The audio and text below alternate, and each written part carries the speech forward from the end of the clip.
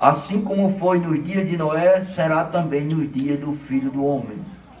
Comiam, bebiam, casavam e davam-se em casamento, até o dia em que Noé entrou na arca, e veio o dilúvio e destruiu a todos. O mesmo aconteceu no dia de Ló. Comiam, bebiam, compravam, vendiam, plantavam e edificavam. Mas no dia em que Ló saiu de Sodoma, choveu fogo do céu, choveu do céu fogo e enxofre e destruiu a todos. Assim será no dia em que o Filho do Homem há de aparecer. Aí Jesus disse que virá o reino de Deus, mas não com aparência exterior. Observe que isso é muito profundo. Porque, de certa maneira, para quem viveu na antiguidade, todas as vezes que as pessoas falavam em reino, como hoje também é assim, as pessoas imaginam o quê? Um trono, um rei sentado num trono, chefe de poder político e militar, uma nação que reina sobre outras nações, enfim, um reino organizado ao modo do pensamento das pessoas. Vamos supor que um presidente de uma nação que tivesse muito dinheiro e alugasse muitos exércitos, eles invadissem o Brasil, se fosse esse o caso. Então, aquele poder político e militar obrigaria as nações a se quedar perante a sua vontade. Isso se chama uma coação militar, uma invasão. Então, quando se falava de reino, falava de um poder imperialista que dominaria os povos. Mas Jesus quis mostrar que esse reino não viria desta forma. O reino de Deus, ele começa pacificamente. Ele começa pelo Espírito da verdade, falando ao coração das pessoas, falando à alma, trabalhando por fazer a pessoa aprender a amar a Deus e não a ter ele como um ditador, como alguém que coage as pessoas a fazer a sua vontade. Então a vinda do reino, ela começa com a mensagem de Deus. E essa mensagem, ela não está fundamentada na violência, ela está fundamentada no amor, ela está fundamentada na bondade. Os irmãos e todos os que leem a Bíblia, lembrem do que aconteceu na noite em que Jesus nasceu, na terra de Belém da Judéia. Os pastores que estavam no campo, eles viram os anjos de Deus quando desceram das alturas e anunciaram ali o nascimento do Senhor. E eles disseram uma palavra para os ouvidos daqueles pastores. Eles disseram assim: glória a Deus nas maiores alturas, aleluia, paz na terra e boa vontade para com os homens. Esse reino de Deus, para se apropriar da humanidade, dos filhos de Deus, ele terá dois aspectos maravilhosos. Um é que, primeiro, irmão, eu posso tirar esse microfone 2 minutos aqui, porque eu estou envergado na frente, aqui tá bom, pronto. Para esse reino aparecer, é necessário, para ele ser estabelecido, que haja uma transformação na própria existência dos filhos de Deus. Todos vocês que leem a Bíblia sabem que nós não poderemos entrar neste reino com esse mesmo corpo que você tem. Paulo, no capítulo 15 da primeira carta aos Coríntios, ele disse: carne e sangue não herdam o reino de Deus, e nem a corrupção pode herdar a incorrupção. Quer dizer, o corpo mortal, ele não pode herdar a eternidade de Deus. Então, quando Jesus fala da chegada desse reino, a visão dele em primeira mão está em olhar para aqueles que ele salvou deste mundo.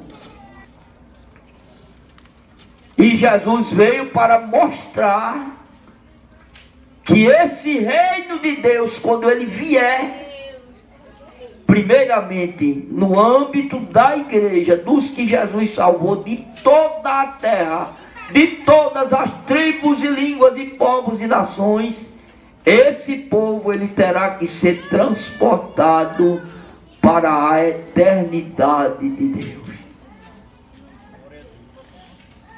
Mas agora, voltando ao aspecto daqui, deste mundo, daquilo que você está vendo, daquilo que você está tocando, do chão que você pisa e do que você ouve com seus ouvidos, enfim, do espaço e do tempo que você vive e eu vivo neste mundo.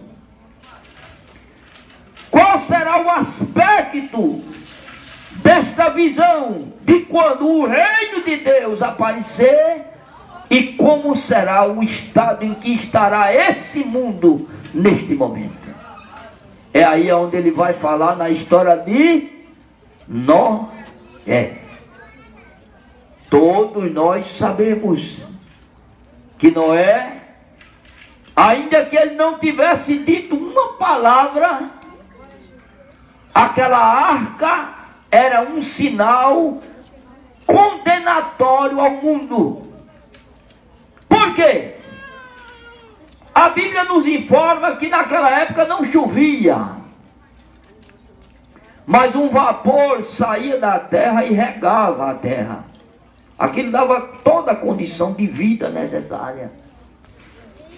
O que ocorre, para a glória de Deus, é que não chovia e o povo ouviu alguém dizer: olha, vai chover e Deus vai mandar um dilúvio de água sobre a terra.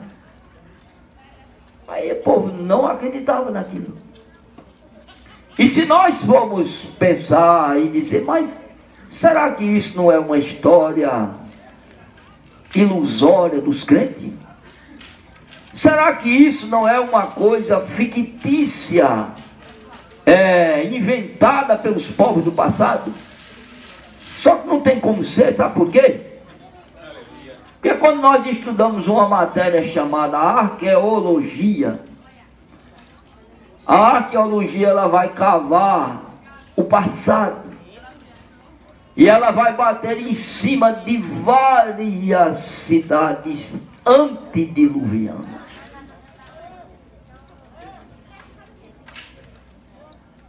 A própria Ur dos Caldeus era uma cidade antediluviana. Ereque, o Arca, que ela tem uma designação na nossa língua e lá é outra forma de falar. Mas tem várias. Naquela região do Iraque, aquele norte para lá, existem restos de cidades antediluvianas, cidades de antes do dilúvio. Então não tem como esconder esta verdade, porque isso é uma coisa comprovada e real.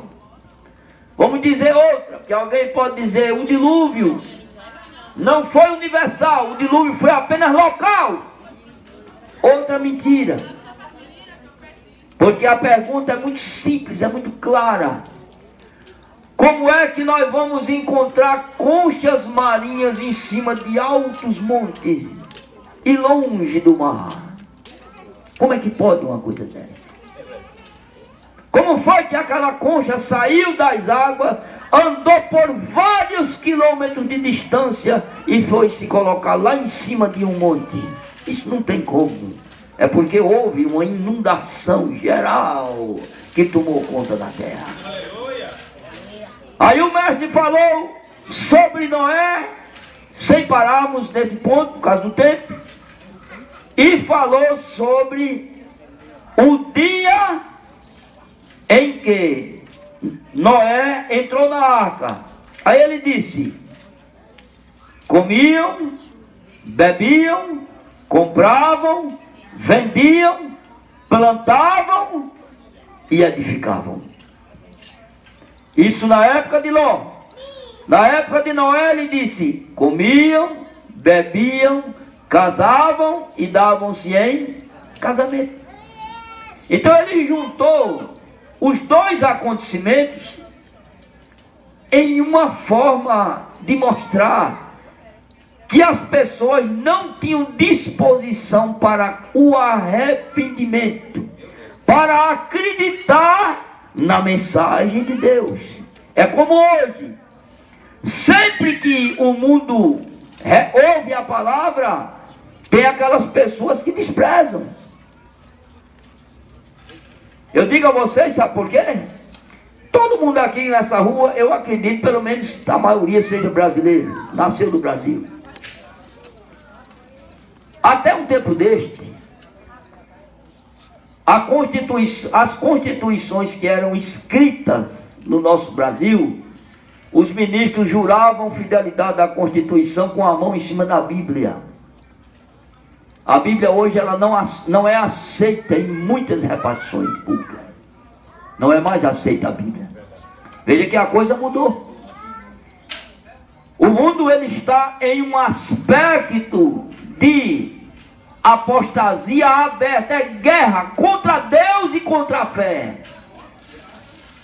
Por isso que nós vemos a blasfêmia graçando na terra. Respeita-se muito mais um homem do que a Deus. Porque alguém pega o sujeito se veste de Jesus, como os irmãos mostraram aqui, e o mundo todinho viu isso. Aí vem o outro, os dois vestidos de demônio, e começa a dar uma pisa no meio da rua. Mas por que não vão fazer isso? O camarada se vestir de Maomé e vai fazer isso lá no Paquistão? Ou vai fazer isso lá no Afeganistão? Se ele passar 5 minutos com a cabeça em cima do corpo, ele passou muito. Porque ele é despedaçado no meio da rua. Por quê? Porque o povo lá tem ele como profeta. Mas o Brasil tem sido uma nação apodrecida por todo tipo de canalha, de elementos podres que não valem nada, e que Deus há de cobrar de cada um desses cães a sua falta de respeito, aquele que passou quase 6 horas pregado na cruz para salvar a sua alma. Isto é uma coisa de bandidos miseráveis que hão de receber pelos seus pecados no dia em que Jesus vier nas nuvens do céu. É assim mesmo.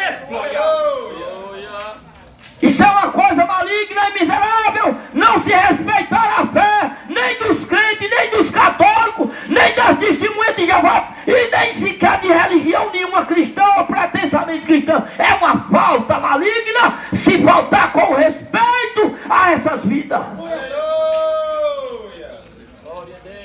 Mas a Bíblia está dizendo, a palavra da verdade está dizendo que virá o juízo. Eu não tenho nada a acrescentar sobre isso, porque os irmãos já falaram aqui no juízo que virá. Porque o povo da época de Noé galhofava e disse: esse homem está doido. Isso na nossa forma de pensar. Comiam, bebiam, casavam e davam-se em casamento.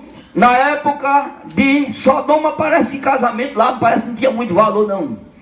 Parece que estava como hoje. Casamento lá parece que não tinha muito valor não. Na época de Sodoma já era mais diferente. Era mais, comiam, bebiam, compravam, vendiam, plantavam e edificavam. Casamento Jesus já não falou mais. Não é? Parece que não tinha valor. Hoje está casando mulher com mulher, homem com homem. E quem falar nisso hoje está arriscado de ir até para a cadeia. Mas só tem uma coisa: a lei da terra é uma.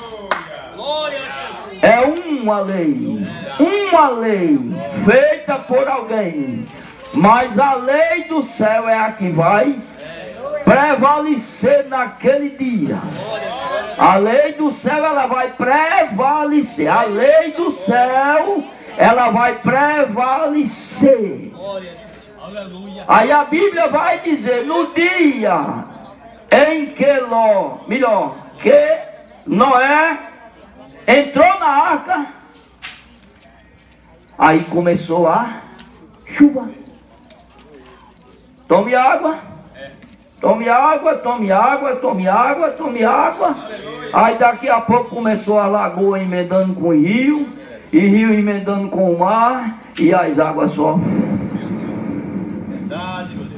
E a Bíblia nos diz uma coisa impressionante, olha, irmão, tudo quanto envolve a palavra tem um milagre de Deus na frente. Tudo, irmão José, tem um milagre de Deus na frente, não tem como não ter. Sabe por quê? Porque a arca era feita de madeira. Aí Noé foi e fechou por dentro, mas o anjo de Deus chegou e fechou por fora. Acabou-se. Não entra, podia vir o que fosse, mas ali não entra de jeito. Como? Como é que vai entrar? Isso parece com o que aconteceu na hora da madrugada. Porque quando, na época de Ló, eu vou terminar agora, quando a noite caiu, aí porque tudo que é do céu é bonito, só não é sensual, de jeito nenhum. Mas os anjos de Deus, sem dúvida, a aparência deles em santidade é de muita beleza. Em santidade é de muita beleza. A Bíblia mesmo diz que lá num dos evangelhos, que a aparência de um anjo de Deus é como um relâmpago. Então é uma coisa muito maravilhosa, muito bela. Só que os cabras de Sodoma, quando viram os anjos, eles pensavam que eram homens. Aí quiseram libidinosamente, de maneira suja e nojenta, eles eram efeminados, como disse um dos nossos mensageiros, e eles quiseram prostituir os anjos. Isso é a realidade, não estamos aqui com nenhuma brincadeira. Aqui não se brinca, isso é a palavra de Deus aberta, e aqui é o povo de Deus. Aleluia. Aí a Bíblia diz que eles quiseram prostituir os anjos de Deus.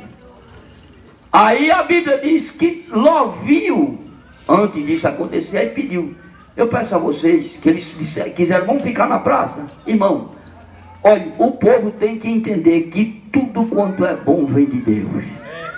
Olha, Deus só faz as coisas certas. Os anjos disseram: não, nós vamos ficar aqui fora.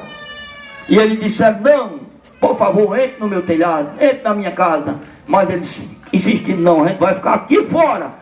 Deixa, não, mas vamos, olha.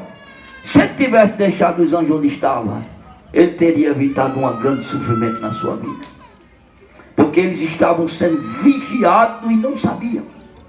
Aí eles entraram na casa dele. Quando eles entraram na casa dele, daqui a pouco, só viu eles batendo na porta. Para entrar de todo jeito. Bota esses homens que estão aí fora para a gente conhecer. Aí Ló saiu e fechou a porta por trás dele. Ele queria proteger os anjos de Deus. Era bonita a atitude dele.